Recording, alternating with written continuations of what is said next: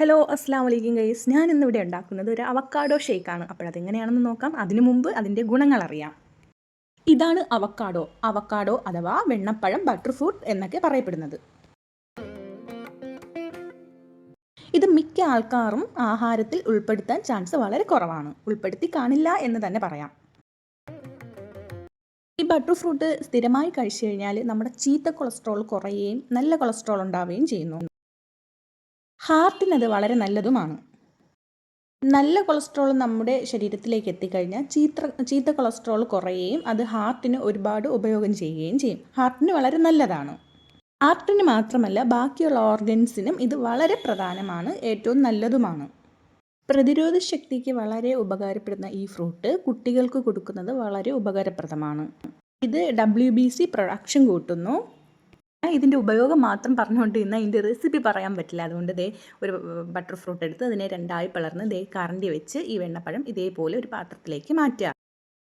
ഈ അവക്കാഡോ പ്രഗ്നൻസിയിൽ കഴിക്കുന്നത് വളരെ ഉത്തമമാണ്.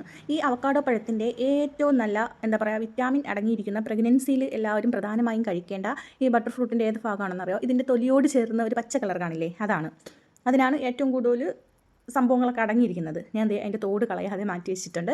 ഇപ്പം ഞാൻ ഈ വെണ്ണപ്പഴങ്ങളെ ഈ മിക്സിയുടെ ജാറിലേക്ക് ഇട്ട് കൊടുക്കുന്നുണ്ട്. കണ്ടോ, നമ്മൾ വെണ്ണ എടുക്കുന്ന കണക്ക് തന്നെയാണ് ഇത്. പക്ഷേ നല്ല പഴം എടുക്കുമ്പോഴത്തേക്ക് നമ്മൾ തിരഞ്ഞെടുക്കേണ്ടത് അനിവാര്യമാണ്. കാരണം പഴത്തിൻ്റെ ക്വാളിറ്റി കണക്കിരിക്കും നമ്മളിത് ഉണ്ടാക്കുമ്പോൾ ഉള്ള ടേസ്റ്റ്.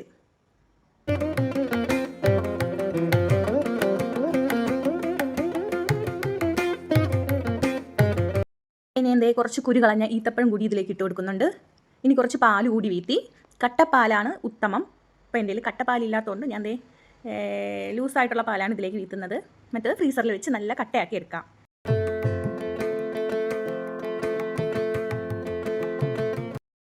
ആരോഗ്യ ഗുണങ്ങളുടെ കാര്യത്തിലും സൗന്ദര്യത്തിൻ്റെ കാര്യത്തിലും ഈ ഡ്രാഗൺ ഫ്രൂട്ട് വളരെ മുന്നിലാണെങ്കിലും ടേസ്റ്റിൻ്റെ കാര്യത്തിൽ ഏറ്റവും പിന്നിൽ നിൽക്കുന്ന ഈ ഡ്രാഗൺ ഫ്രൂട്ടിനെ ഞാൻ ഇതേപോലെ ചതുരക്കട്ടകളായിട്ട് മുറിച്ചെടുക്കുന്നുണ്ട്. ഇത് വഴിയെ പറഞ്ഞുതരാം. ഇതിൻ്റെ റെഡാണ് കുറച്ചുകൂടി ഉത്തമം. പക്ഷേ എനിക്ക് ഈ പ്രാവശ്യം കിട്ടിയത് വെള്ളയായിരുന്നു. അതുകൊണ്ട് വെള്ള വെച്ച് അഡ്ജസ്റ്റ് ചെയ്യുന്നു.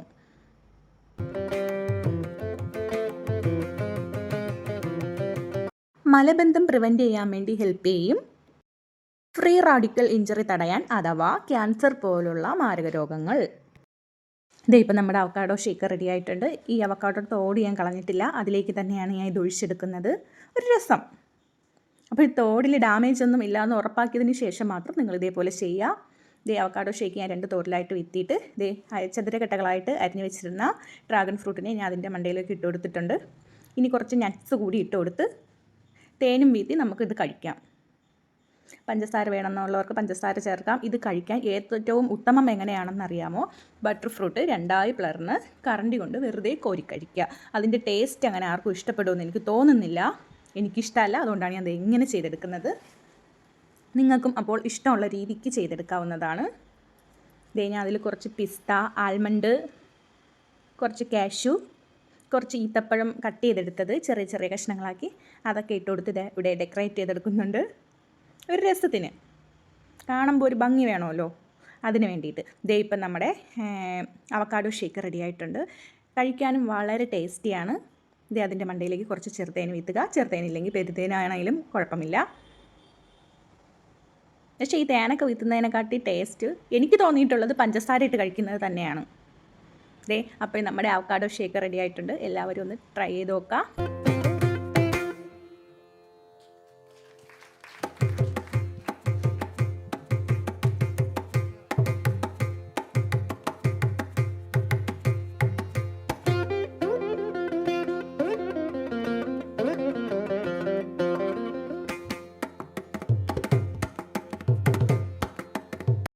അവക്കാഡോയുടെ ഒരു പ്രധാനപ്പെട്ട കാര്യം ഞാൻ പറയാൻ മറന്നുപോയി.